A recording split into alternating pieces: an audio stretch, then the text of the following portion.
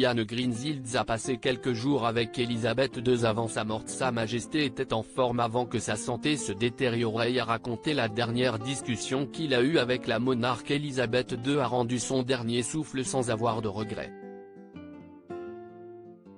Sur sa vie, sur son règne quasi record, sur sa famille, sur ses choix et ses décisions.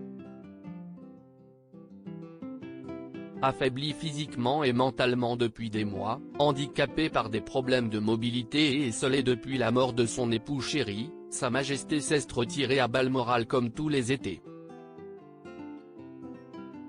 Si est dans cette résidence écossaise, cette demeure où elle se sentait le plus chez elle, que la monarque de 96 ans s'est éteinte dans l'après-midi du jeudi 8 septembre.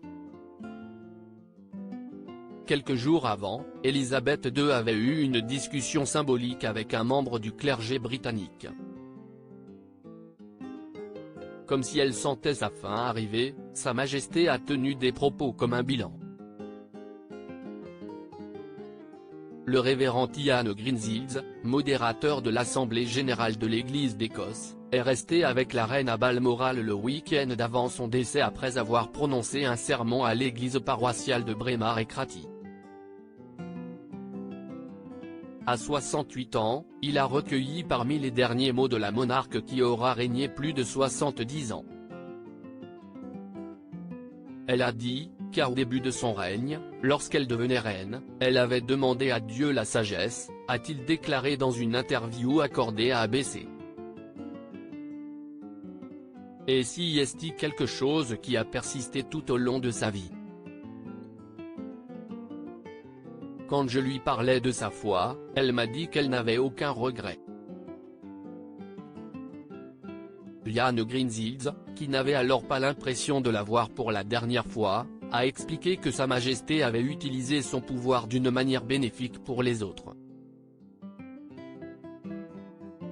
Elisabeth II avait toujours une mémoire exceptionnelle. Il me semble tout simplement incroyable que la femme qui avait été si vitale, si vivante, si engageante, soit tout à coup morte et loin de nous, a ajouté le révérend, épaté par la présence d'esprit d'Elisabeth II. Épuisée physiquement depuis des mois, Sa Majesté se transformait et devenait un type de personne différente lorsqu'elle parlait, quelqu'un dont la mémoire était exceptionnelle, quelqu'un qui savait tout sur vous. Diane Greenshields, qui a dîné et déjeuné avec Elisabeth II, le prince de Galles et la princesse royale quelques jours avant la mort de Sa Majesté, a également rappelé son sens de l'humour. Je parlais des salles de la Tour et elle a dit, « Votre reine vous envoie à la Tour », a-t-il raconté, évoquant la Tour de Londres, une ancienne prison anglaise. Et elle m'a juste souri en disant cela. Elle s'est assurée que j'avais compris la blague, s'est amusé le révérend, qui n'oubliera jamais sa dernière entrevue avec Elisabeth II. Ce fut une visite fantastique. Sa mémoire était absolument incroyable et elle était vraiment très amusante, racontait-il déjà dans les colonnes du Time.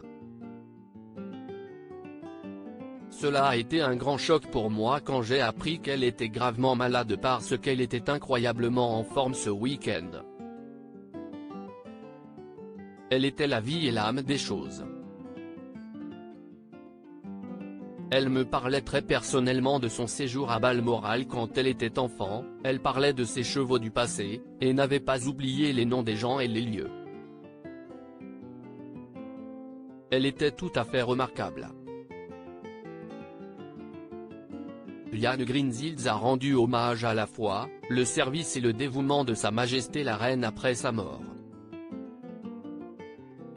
Elisabeth II, son quotidien tranquille à Balmoral. Elle a été la constante dans la vie de notre nation pendant plus de 7 décennies et la plupart d'entre nous auront grandi en ne la connaissant qu'un tant que monarque, ajoutait l'ecclésiastique. Infatigable dans son devoir, la reine a fait preuve d'une vie de dévouement désintéressé. Son amour pour sa famille se reflétait dans son amour pour notre nation et le Commonwealth au sens large.